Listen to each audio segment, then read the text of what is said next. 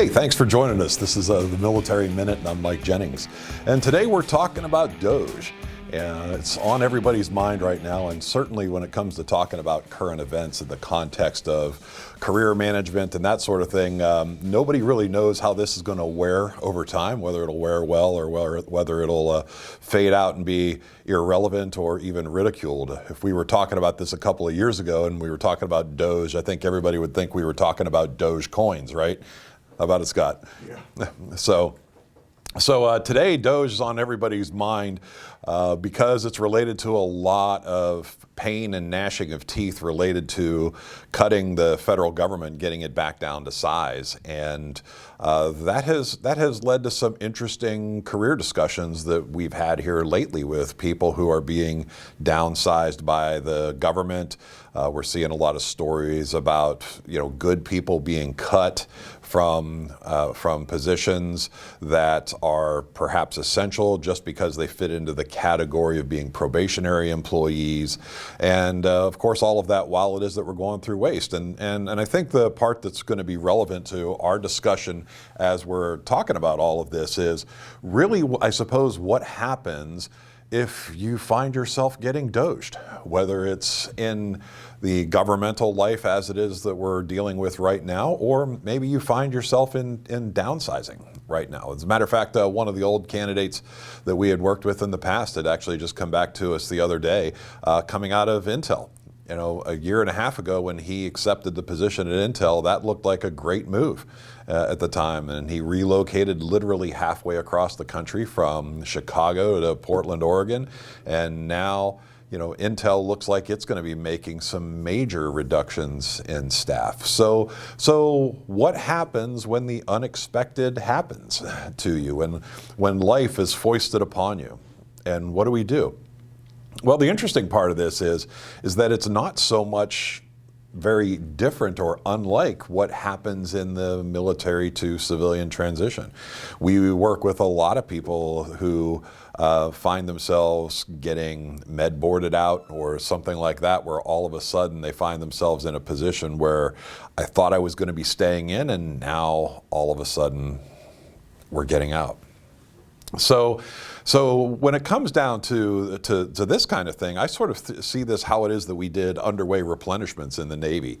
Whenever the ships would come alongside, we would do these replenishment operations where the supply ship would come along the main ship, and we would hook these cables between the two ships to pass supplies over on a little pulley and block system, and we would do our refueling that way. But when we got down to the end, the standard in the Navy always was planning the emergency breakaway instead of just the standard breakaway. And what was interesting about this is that there was nothing unique about the emergency breakaway. The entire process was, we'll do all of the exact number of steps that we do normally, it's just we're going to do them all faster.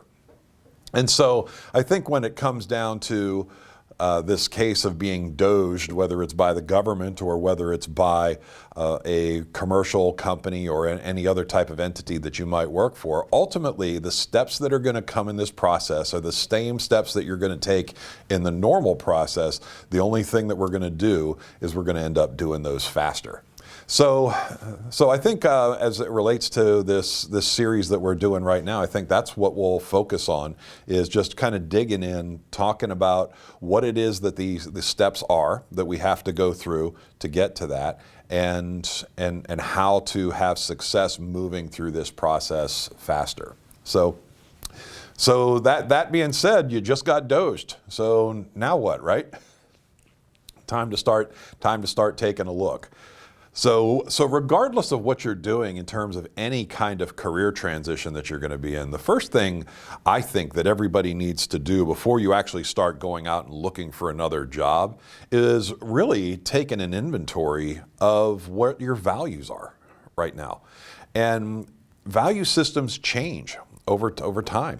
My value systems personally are different now from what they were when I first came off of active duty. And part of that is because I've changed and my perspectives have changed. I've become older and hopefully wiser through the process of growing and getting older. But the other thing is my situation has changed.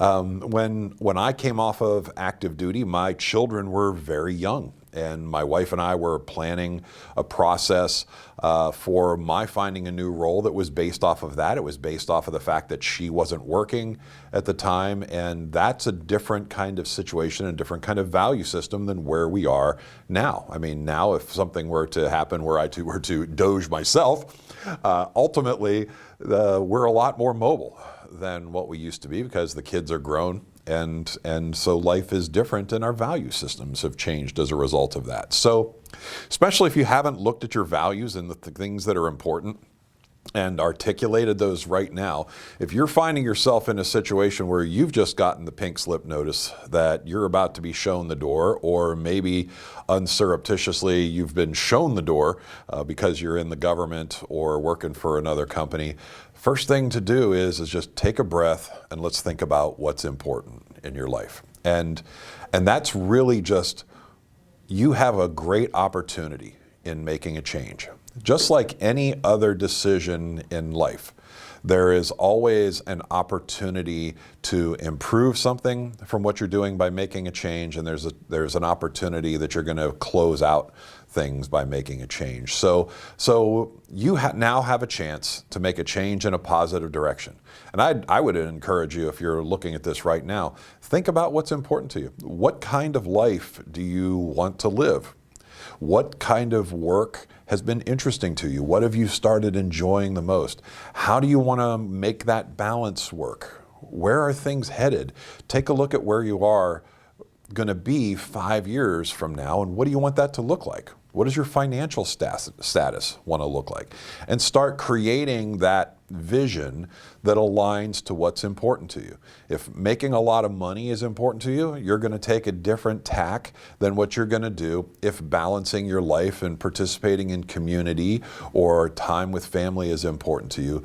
But that's where I would encourage you to start if you found yourself doged, is let's get clear on what it is that's important to you, and then we can cast a vision on how to go and address it, and put a vision together, and then a plan. So thanks for joining us here today. We'll look forward to catching you next time. Thanks for joining the Military Minute. Be sure to subscribe on YouTube, Apple Podcasts, Spotify, or wherever you get your podcasts so you're notified when a new episode is released. Is there a topic or conversation you want discussed here on the show? Send it to me at scott.cunningham@militaryminute.us.